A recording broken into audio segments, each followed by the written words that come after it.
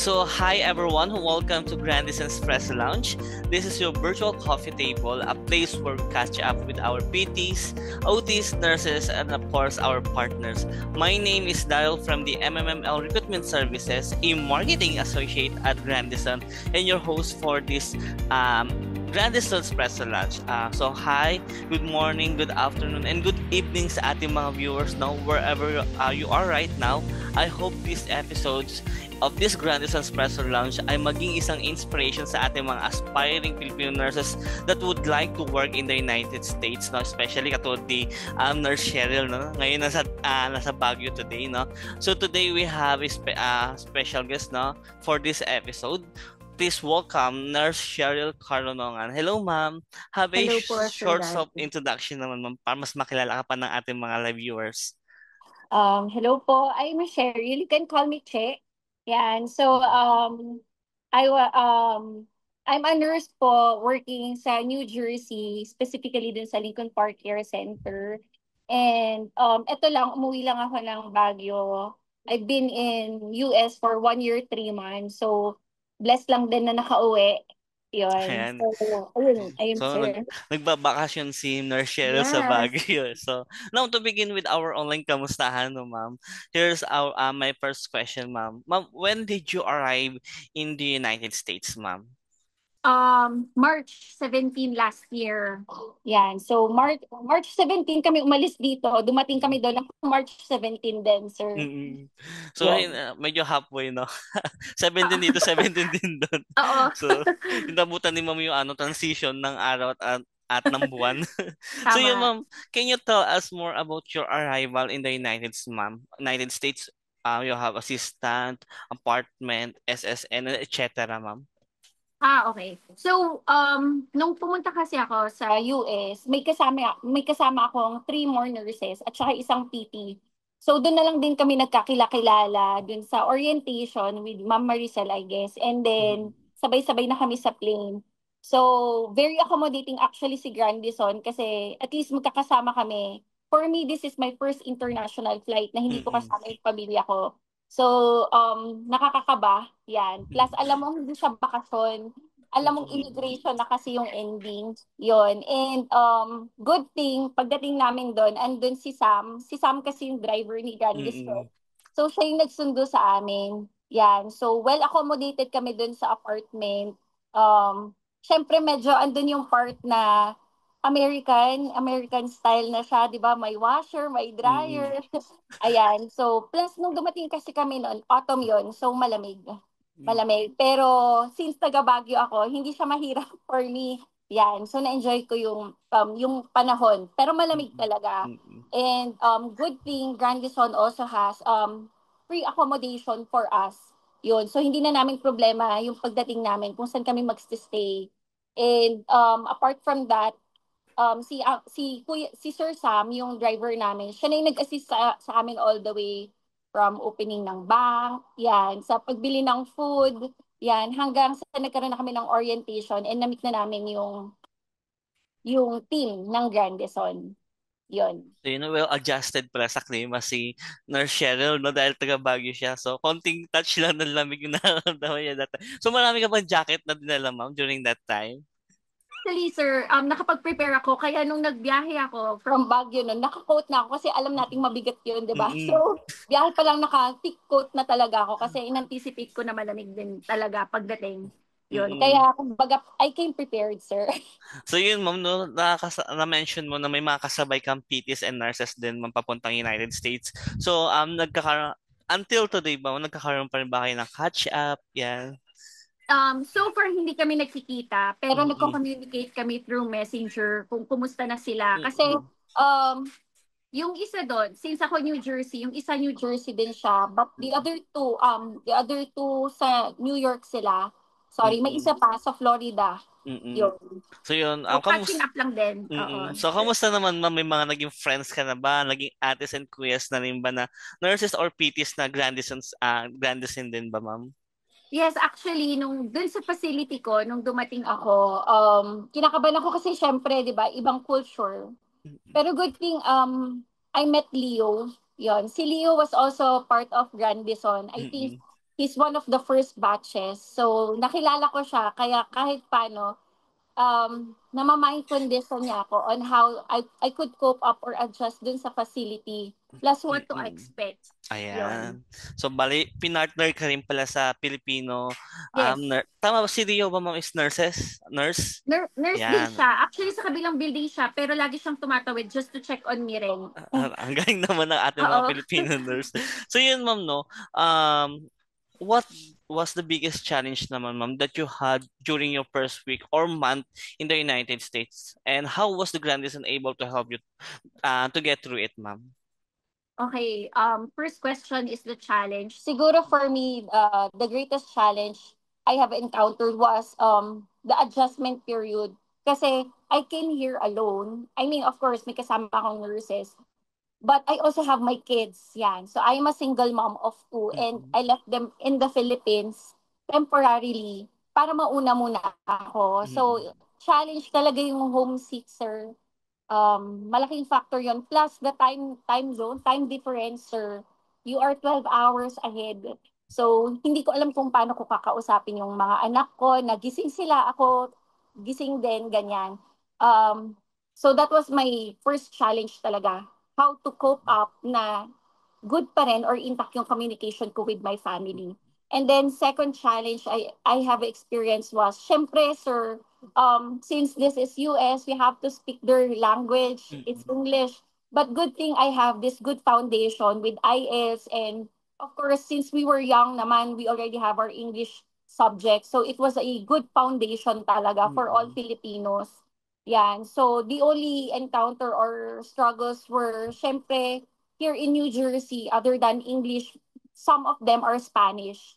Yun. So, I also tried to cope na lang by downloading Duolingo just to learn some Spanish words so that I Mm-mm. could communicate with them. Yun, malaking tulong siya. And then, challenges. I think yun lang, sir. Um, Mm-mm. kumbaga, struggle with the family, communication, pero eventually nagawa ng paraan.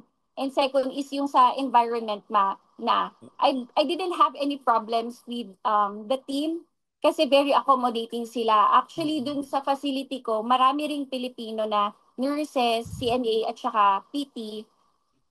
But most of them are Black or taga Haiti, yon. And I'm just so blessed na yung facility na napuntahan ko, very accommodating sila. Mm-mm. Yon. And I never felt na nagsisimula ako, ganon. They felt me equally na, oy, hindi to baguhan, ganon. Mm-mm. Or siguro nandun yung mindset na bago to, tuturuan namin. Pero hindi yung mafe-feel mo na ako seniority, tapos ikaw beginner. Mm-mm. Walang ganon. So may equality. Mm-mm. They act as a team talaga doon sa facility ni Yes. Nurse Cheryl, no? So, Yes. good thing sa mga kasamahan mo, Nurse Cheryl, no? Tutulungan ka talaga nila. So, how was the experience naman, Nurse Cheryl, when it comes to patient naman? Patience. So, nung nagsimula ako, sir, share ko lang din, nung March 17 na nag-start kami, then orientation, the following week, Monday, nag-start na ako ng orientation. Mm-mm. So, hindi siya mahirap, sir, kasi yung orientation ko, parang ang sabi kasi, kapag bago ka lang sa US, you can have 4 weeks orientation. Kapag oldies na, parang 2 weeks. So, I was given at least 4 weeks orientation, sir, na bayad. So, may kasama akong nurse and then habang nag-care siya sa patient, andun ako. So, at least napapamiliarize ko yung sarili ko on how to handle the residents. So, after 4 weeks, actually, sir, mabilis lang. Sa tingin ko, kahit hindi ako abutin ng 4 weeks that time, yung 2 weeks pa lang, although rotation yun, sir, ng area, Mm-mm. madali lang ipamiliarize yung sarili dun sa facility. Siguro, sir, since yung sa akin kasi hindi siya hospital, Mm-mm. nursing facility siya, rehab siya, long-term patient siya. Routine kasi siya, sir. So kung ano yung pinractice mo ng first day, second day, ganun ulit. Unless, syempre, may symptoms or may sakit yung pasyente. Mm-mm. Madali lang siyang matutunan, sir. Actually, nung first month ko pa lang, kahit oriente pa lang ako, nag enjoy na ako na parang I'm so excited to get my own cart na ako na ang mamamahala dito.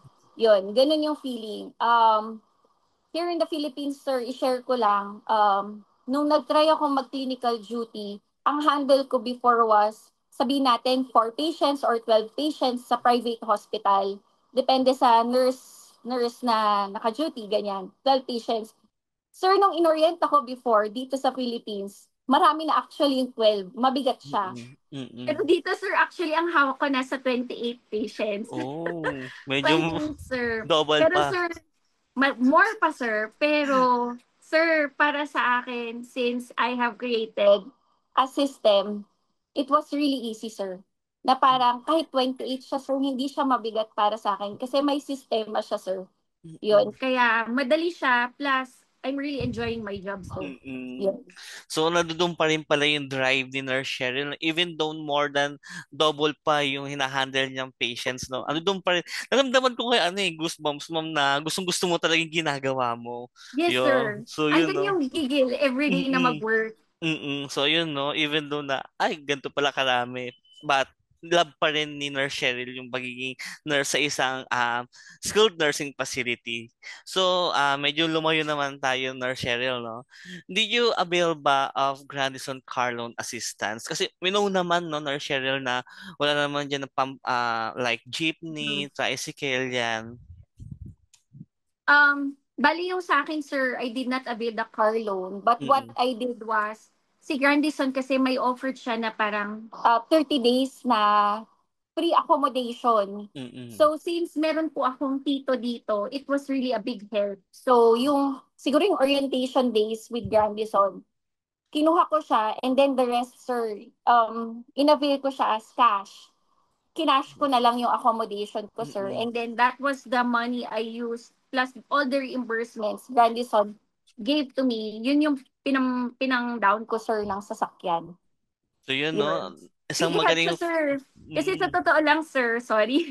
okay. Nung pumunta ako dito, sir, magkano lang naman yung pocket money ko? Parang, ano lang, $100. Wala, sir, walang budget. Kaya malaking tulong yung unang pabigay ni Grandison. Mm, just nice to hear no na napakinabangan talaga ni Nurse Cheryl yung Yes. 1 month assistance ni Grandison. So and then also no magandang isang factor diyan no na may kamag-anak si Nurse Cheryl sa United States. Same state lang din ba Nurse Cheryl? Yes, yes. Oh, Oo.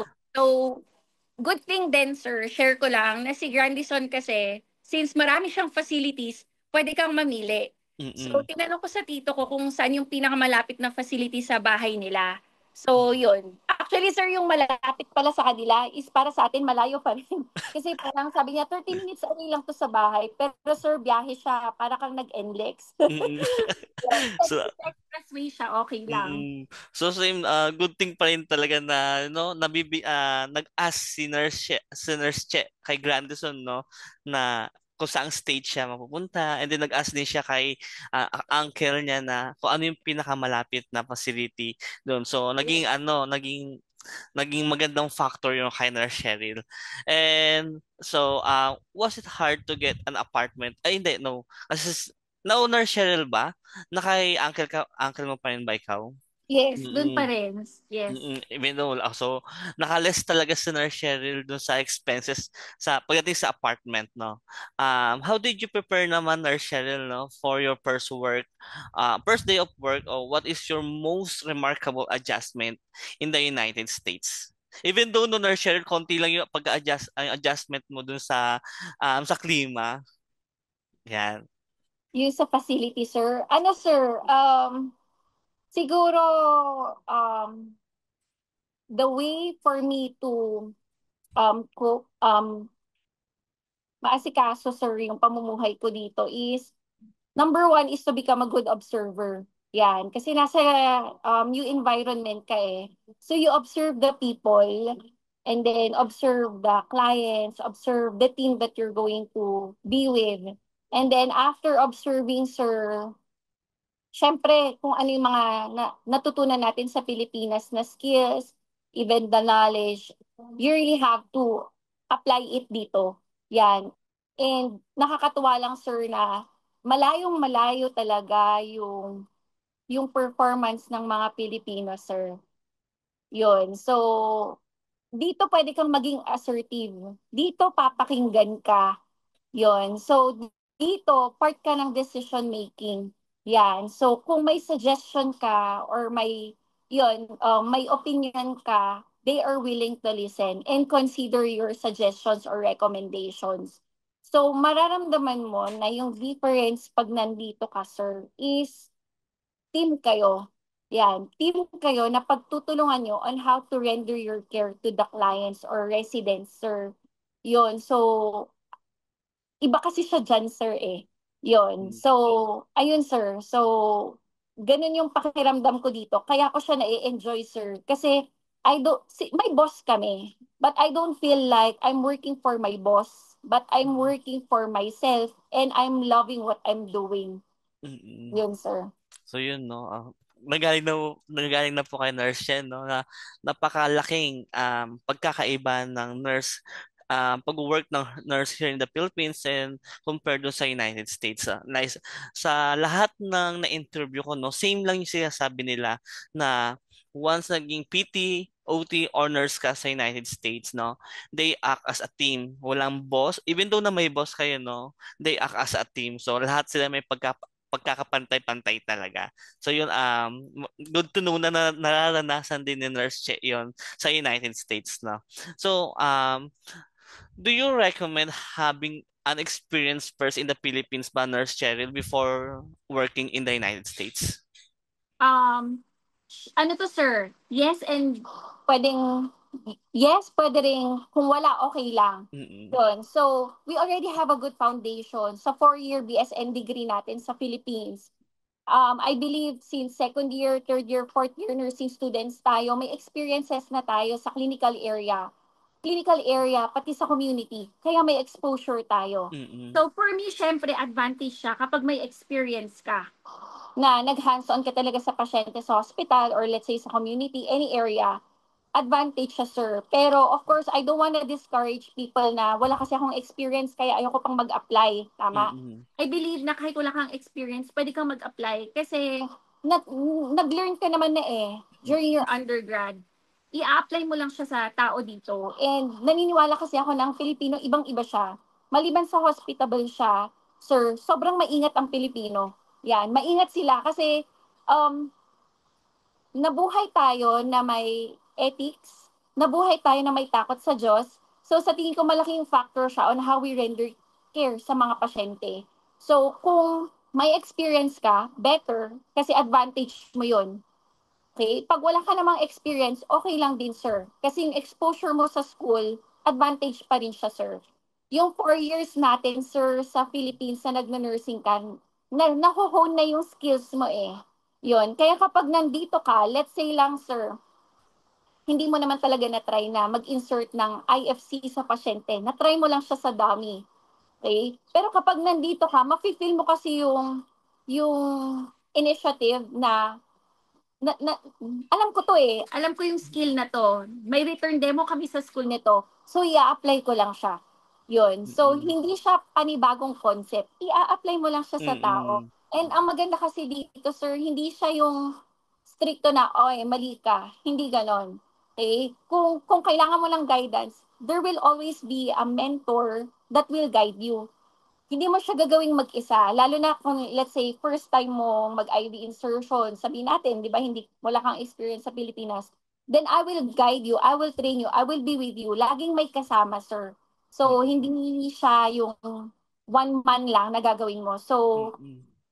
either of the two na experience ka or wala kang experience, it's okay, sir. Mm-mm. So yun, that's why no again no Grandison accepts zero experience no here in the Grandison. So yan like sabi ni Nurse Chen no siya na po nagpapatunay no kahit yung 4 years na pinag-aralan mo sa here in the Philippines no even though wala kang hospital experience, bedside experience no yung mga napag-aralan mo, pwede mo na kagad palang i-apply in the United States because may magsha-shadow sa'yo, may magtuturo sa'yo.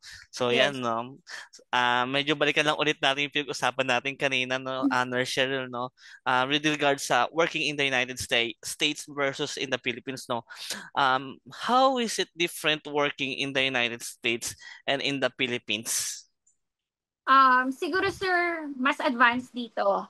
Mm, Yan. Plus, facility-wise or setting-wise, sir, um, hindi tipid yung mga kagamitan dito. Mm-mm. So, yung yon. So, how you care for the patients, may gamit.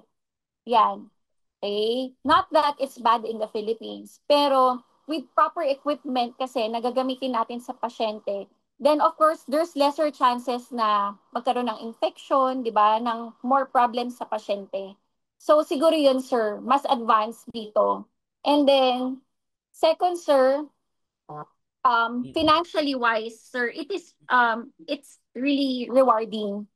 Okay, stability wise, sir, na ibibigay naman talaga yun kapag dito ka sa US na work, di ba? Mm-mm. Huwag mo lang i-convert, syempre. Kasi kung i-convert mo, sir, kasi nung una, di ba, convert ka eh. Mm-mm. Yan. Pero dito, financially, it can give you stability that can support your family. Yan. Mm-mm. But of course, even more than the material rewards, sir, andun yung growth, Mm-mm. yung confidence, at saka yung strength mo, sir, na magigain mo dito sa US. Mm-mm. It means a lot, sir. Yun.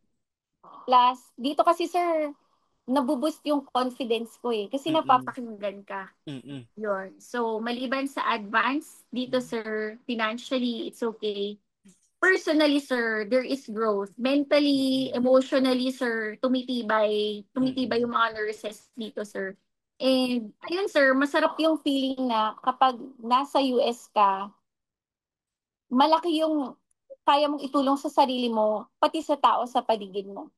Mm. So yun no, medyo um maganda yung sinabi ni Nurse Che diyan no. So ibang-iba po talaga sa United States versus di naman po natin diya down sa Philippines but sa totoo lang po talaga mas maganda po talaga sa United States compare here in the Philippines. Like nga sabi ni Nurse Che no, mas advanced and complete yung machines sa facility. So, yun. And also, Nurse Che, no, matanong ko lang pala, here in the Philippines pa, ano yung tawag dito? Saan ka ba? Hospital base ka ba? Center? I'm a clinical instructor, Clinical sir, for instruction? almost 5 years. And partially, sir, nag-try din kasi ako mag-bedside. Mm-mm. Yun. Pero super iksi lang, sir, kasi financially, hindi Mm-mm. talaga supported, sir. Mm-mm. Hindi kaya. Kaya sobrang, ang layo ng difference, sir. Sir, hindi ka makakakilos na kulang din kasi financially. So, Mm-mm. malaking factor talaga siya, sir. Mm-mm. So Malaking yun, tulong siya. kasi nurse Chen, no, a lot of nurses kasi talaga are hesitant to work in skilled nursing facility because of so many myths talaga like nurses to patient ratio. And so maybe it's the best no also na to top now no ma'am na pag-usapan natin today no in our at malaman ng ating mga viewers no na uh, what's really happening in the United States, no? So, can you tell us on before na-mention mo naman before, no? It depends talaga sa nurse na naka-duty. Can you tell us on estimated count up to how many patients are you attending to on a daily basis? Even though nasabi mo naman na 28. So, baka maiba pa, ganun. Sir, dun kasi sa facility ko, para siyang ward. Kung i-compare natin sa Philippines, kaya 28. Mm-mm. But sometimes I also experience 20 residents. Yan. So Mm-mm. may ano yan, depende sa census. Kasi yung iba umuwi naman or Mm-mm. yan. So 20 to 28. Mm-mm. On my building, sir. Pero not to discourage other people. Meron naman po yung iba. Sa kabilang building namin, ang ratio lang nila is 1:10. Mm-mm. 10 residents, yon. So, Mm-mm. yon. Pero sir, kung ako kasi papiliin, kung 10 residents or 28, sir, pipiliin ko pa rin si 28. Hindi dahil ayoko ng konting trabaho. I want to make myself busy, sir. Mm-mm. Yon. Kaysa yung petics lang. Kasi the more, for me, kapag mas marami yung residents na hinahandle mo, the more na natitrain ko yung sarili ko, exposure sa kanila, communication, practice a skill, sir. Mm-mm. Yon. So, on the positive side talaga kay Nurse Che, yung pagkakaroon ng 28 patients, no? Sa skilled nursing facility, you know? And that's how the Filipino minded talaga na gusto mo ng growth, no? And also, no, um, pag mas marami kang ginagawa, mas mabilis yung oras talaga. Yun talaga Yes, yung number totoo one yan, factor sir. nun. Hindi mo talaga mapapansin yung oras na tumatakbo na pala. Uuwi ka na lang pala talaga. Tama, So, sir. are the factors naman, ma'am, affecting these ratios based on your experience? Sorry, sir. Are there any factors naman affecting this ratio based on your experience, ma'am? Naubusan ka na ba ng oras? Di mo na ba baka may mga gusto ka pang gawin pagka-uwi pero pagod ka na pala kasi ganito karami yung patients na inaasikaso mo during your duty. Um, yung pagod, sir, expected na yon. Pero what I do and what I can advise kasi, sir, is meron agad tayong mind conditioning at the start of the day na, oh, ito yung iha-handle natin. This is how we're going to manage our time. Kasi morning shift ako ngayon, sir. So, Mm-mm. para at least by 3 or by 4, di ba, overtime din kasi yun, sir. Mm-mm. At least, di ba, tapos natin lahat. Hindi nakakapagod yung trabaho, sir. Siguro para sa akin, ang nakakapagod is yung traveling time. Mm-mm. Yun yung factor sa akin. Pero yung trabaho, sir, I believe na once na-enjoy mo kasi yung trabaho mo, once there is the passion, hindi mo masasabi na tiring yung trabaho. Yun. Mm-mm. Enjoy mo yung trabaho, may passion, well compensated ka, maganda yung team or yung people around you, hindi siya Mm-mm. tiring, sir. Mm-mm. So siguro yung tiring lang talaga is yung traveling. Pero those are so minor, sir. It's very manageable. And Mm-mm. siguro tiring lang, sir. Pero it's my decision naman. Let's say lang gusto ko mag-double shift, sir. Yan. Mm-mm. It's my choice. Kaya siya tiring. Pero it's very minor. It's very manageable, sir. Mm-mm. So yun, ma'am, no, how satisfied naman, ma'am, are you with the working in skilled nursing facility setting? And why, ma'am? Sorry? Say Um, that again. how satisfied are you Oh, how's that? with working in a skilled nursing facility and why? Kasi like nga na-mention ko earlier, ma'am, no, maraming nurses talaga nang umaayaw sa skilled nursing facility. Okay. Of course, hindi ko pa na-try yung hospital dito. Mm-mm. Yung skilled nursing facility na try ko. And I can say na enjoy ko siya, sir, eh. Hindi siya, siguro, syempre, ang mindset ng nurse, pag nag-graduate siya, hospital siya mapupunta. Mm-mm. Ganon. Ayaw nila ng skilled nursing facility. Pero, sir, sa akin, wala namang problema sa skilled nursing facility, eh. Lalo na kapag nagsisimula ka. Kasi ito yung training ground mo to hone your skills sa ibang environment, ibang culture. Let's say lang gusto mo mag-hospital, at least meron kang foundation dito sa US. Iba yung sa Mm-mm. Philippines, iba yung dito eh. Pwedeng ito yung simulan mong foundation or yung soil mo bago ka lumapat sa hospital. Para Mm-mm. kapag, sir, kasi yung mga pasyente namin dito, other than long-term residents sila, most of them are psych patients. So your patience is really tested. Yan. Mm-mm. So kung na-test yung patients mo dito at na-handle mo yon, I believe if you're in the hospital setting later on, it's gonna be somehow easier to cope or adjust. Yon. So I don't see anything negative na magsimula ka sa skilled nursing facility. Rather, I'm grateful na dito ako nagsimula. Kasi Mm-mm. na-expose muna ako, alam mo yon, parang dito ka muna. Yan, para masanay ka. Para kapag ilo-launch ka na sa bigger world na mas toxic, mas busy, everyday, iba-iba talaga yung pasyente, mas prepared ka na. Mm-mm. Yon. So yun, no, tawag dito, medyo personal naman tayo, ma'am, no? Yan, I ask yun, ma'am, kamusta ka ba ngayon? Kamusta yung American life mo? Um, Good siya, sir. I'm happy. Actually, sir, hindi ko nabanggit kanina, maliban sa nakapunta ako ng US, sir, is nakasunod din kasi yung mga kids ko.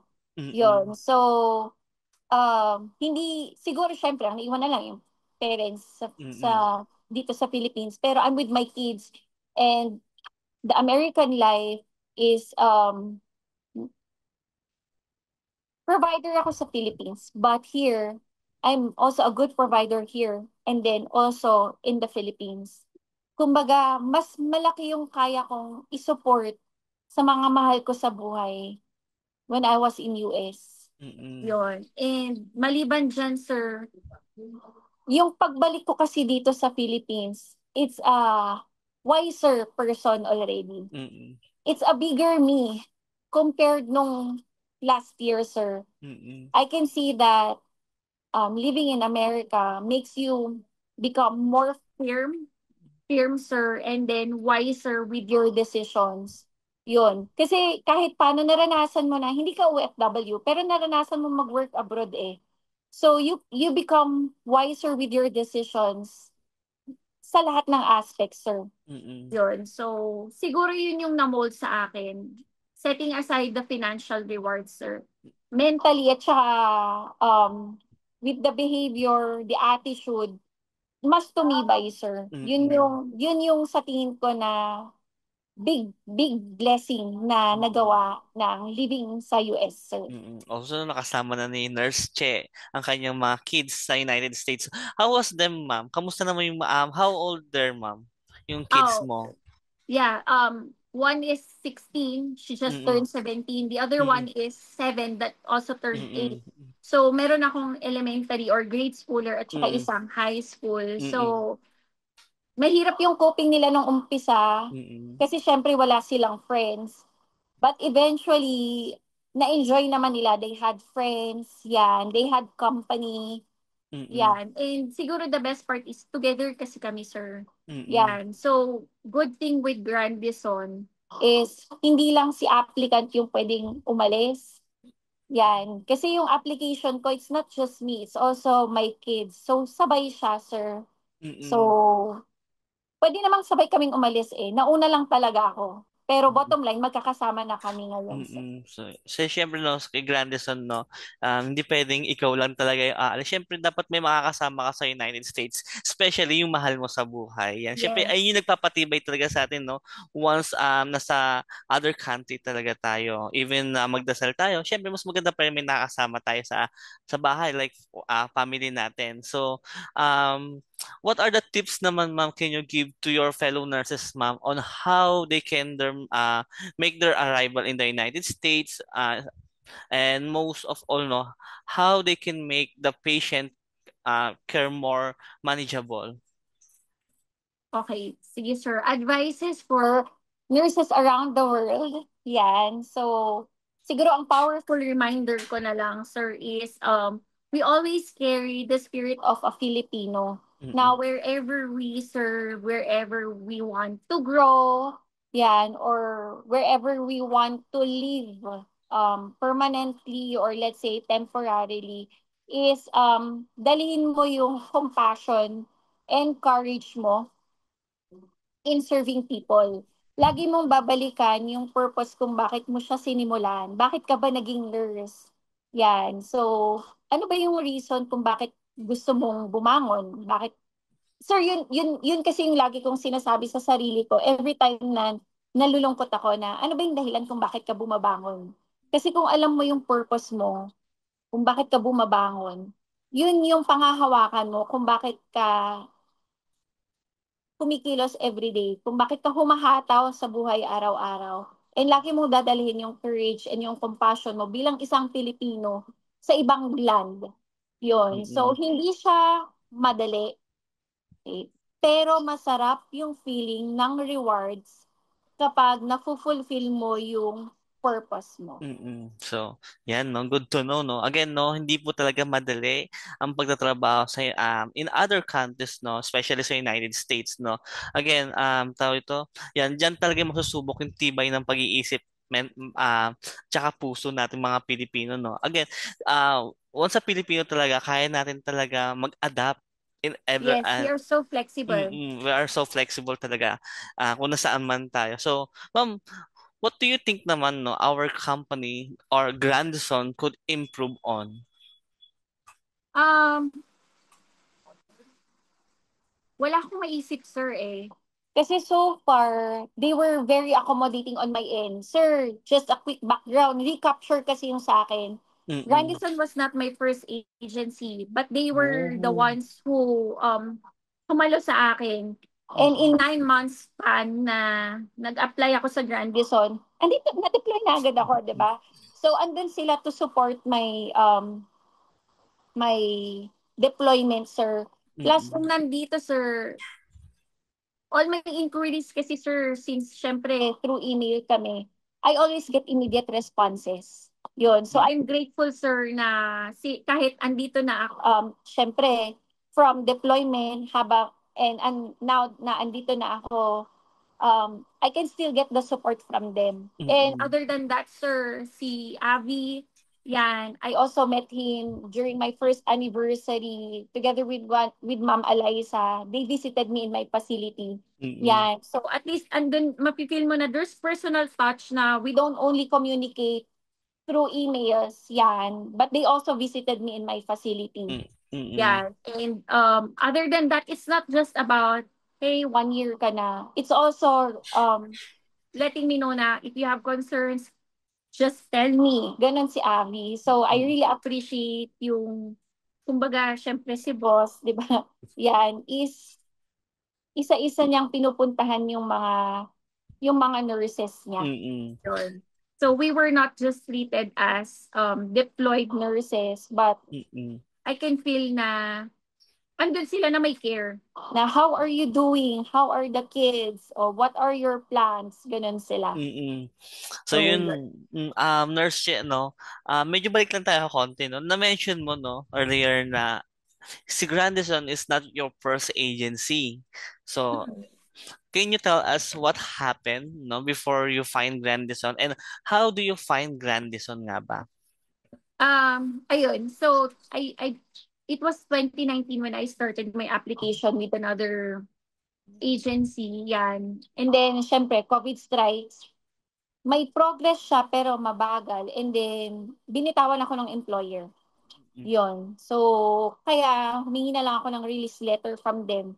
And then I asked Grandison if they could help me with my Mm-mm. application. Without a doubt, ma'am, ito po yung bang kailangan mo lang. Mm-mm. Yan. So, yun. And then, mabilis siya, sir, eh. Um, ma, very accommodating kasi sila sa concerns ko. And then, consistent sila on following up. Mm-mm. Yun. So, very helpful siya. Kasi maliban sa New York kasi talaga yung state ko, sir, and dito ako sa New Jersey nag-practice. They Mm-mm. also helped me with my license endorsement. Yan, kumbaga, Mm-mm. sir, parang provide ko lang yung kailangan na sinabi Mm-mm. nila. Sila na ang nag-process, tapos pupunta na Mm-mm. lang ako dito. Mm-mm. Parang ganun na yung nangyari, Oo. sir. So worry-free pala si Nurse Chen, no? No? Binigay lang, ito na yung mga requirements ko. Then si Oo. Grandison na talaga ang bahala, no? Then, no, from abandon to Grandison talaga si Nurse Che, no? So, um, are there any concerns naman or issue naman, ma'am, around working, no, at this company you like to share? Sir, walang issues actually. Mm-mm. For me kasi, sir, before I thought na kapag floor nurse ako, sir, regular nurse is, Mm-mm. yun lang yung status ko for 3 years Mm-mm. sa contract ko. But when I raised it to sir, to Abby, sabi niyang gano'n, no, if they promote you, just go ahead. Kasi, kumbaga, andun siya sa, they promote your growth. Because I was also asked to become charge nurse last year, sir, December. Wala pa akong isang taon. The facility already offered me to become the charge nurse. Kaso ako yung nag-hold back kasi iniisip ko na baka kasi sa kontrata ko with Grandison, bawal. Mm-mm. Yun yung release ko sa kanila. Tapos, although na-raise ko na lang kasi to kina Avi this year, ang sabi niya lang, if they give you that position, just take it. Okay lang yun, sabi nila. So, Mm-mm. si Grandison, that is something good kasi they will support your growth for promotion sa facility. Yan, hindi sila yung no, you have to stick with your contract, floor nurse ka, hindi ganon. Mm-mm. Kung ipopromote ka nila, go ahead, push natin, Mm-mm. ganon. So, good to know, Supportive no, sila. na promoted na pala si Nurse Che in Yun the... nga, sir, eh. Ako yung nag-decline Ay, ba't kasi mo hindi na? ko alam na pwede pala. Sayang Yun. naman. Balik na, ay, ano, i-retract natin yun, ma'am. Yun So, nga, eh. hopefully not this year again na maibigay ulit ni SNF or Skilled Nursing Facility yung promotion, no, na para sa'yo. So, yun, ma'am, no, What was your favorite part naman, ma'am, working here? Or is there any experience that made a significant impact on your professional growth during your Grandison journey? Pinakamalaki ang impact sa akin. Every day is a big impact for me, sir. Mhm. Kasi every day I go to work, sir, I don't always say na, "Hi, Monday na naman, Tuesday na naman, duty na naman." I don't say those words, sir. Ang sa akin kasi, kaya every day is an impact kasi I always get excited going to work. Mm-mm. Yan. Of course, there's the feeling na iiwan ko yung kids or since mag-school sila. But on the good side, sir, pagpapasok ka, excited ka, sir, eh. Kasi, sir, um, lahat ng CNAs ko is kasundo ko, sir. Yon, they respect me for who I am. Kasi ibang lahi sila, sir, eh. Mm-mm. Yun. At yung charge nurse namin, the whole team, ilan lang yung Filipinos na kawork ko talaga, ibang Mm-mm. lahi. So, andun siya sa you enjoy to work. Kahit sabihin natin complicated yung cases ng mga pasyente. Kumbaga, they are really crazy, sabihin natin, or psychologically may problems. Sorry for the word crazy. Ayan. Mm-mm. Um, working every day with people that are very supportive and treats you fairly is every day is a good impact for me. Na-enjoy ko siya, sir, sa totoo lang. Hindi ko masasabi na may time na umiyak ako kasi mag-duty, ganyan. Walang ganun, sir, eh. Andun yung excited ka kasi makakasama mo ulit yung team. Yung team mo Mm-mm. na mga CNAs mo, kahit yung housekeeper, sir. Kasundo Mm-mm. ko, eh. Yan, kahit hindi kami nagkakaintindihan, sir, kasi Spanish niya ako kinakausap, magkasundo pa rin kami. Yun. Kumbaga, um, siguro, basta ina-enjoy mo yung ginagawa mo, sir. Every day Mm-mm. is a blessed day for me, sir. Mm-mm. Yan. So yun na Wala akong medyo masabing negative, sir, eh. Kung may negative man, sir, siguro yung struggle lang is kung winter. Alam mo yung mm-mm. something you cannot handle. Pero Mm-mm. when it comes to people, work, manageable siya, sir, eh. Everything can be learned here. Mm-mm. Yeah. Ito, hahanapan kita, ma'am. Baka naman na-experience mo yung tawag ito? Um, have you ever experienced, ma'am, na may taong naging racist sa'yo kasi Filipino ka, naghahanap sila ng puti, mas gusto nilang nurse na puti. Ganun, may ganun bang experience, ma'am, sa patient Um, mo? So far dito, sir, sa New Jersey, sa akin, sa facility ko na lang, sir, wala. Mm-mm. Pero siguro yung factor na, are you an RN? Meron, sir. Kasi most ng mga kasama ko is LPN sila, sir, eh. Di ba sa Mm-mm. Philippines, wala namang LPN, Yes. RN agad. Mm-mm. So, are you an LPN or RN? So, syempre, I'm loud and proud na, syempre, RN tayo. So, siguro yung tiwala nila malaki kasi alam nila na si Nurse Cheryl ay isang RN. Yun. Mm-mm. Dumaan ko sa proseso, di ba? Mm-mm. Parang ganun, sir. So, walang racism. Siguro, yung nagtatanong nun, sir, is not the team, but the patients. Kasi, Mm-mm. yung mga pasyente dito, sir, mas believer kasi sila sa mga doctors, hindi sa nurse practitioners.